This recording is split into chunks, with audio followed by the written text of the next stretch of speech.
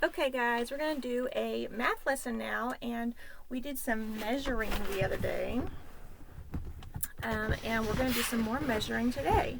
So we measured the other day with all different kind of things. We measured with Legos, or I used chapstick. I had a lot of people use different kind of things. We measured people with shoes yesterday.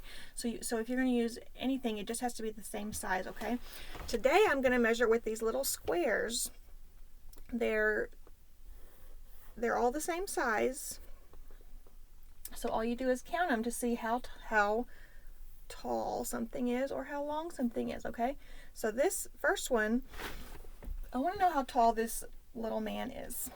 So first you have to look at where his feet are. So his feet are at the very, very bottom. So we're going to start counting right there, and then where his head hits the top, we're going to stop counting right there. So let's see. 1, 2, 3, 4, 5, 6, 7. This guy is 7 units tall. These little squares, or 7 squares tall. Okay? And then let's look at the boat. Okay? So the boat starts right here and ends right there. So it's the whole thing. So 1, 2, 3, 4, 5, 6. This boat is 6 units, or 6 squares long.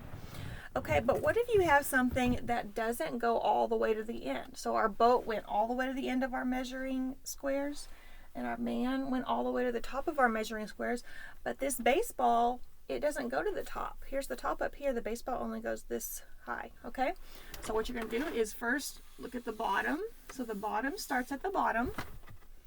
But then you have to look where the top ends, okay? So the top ends right there.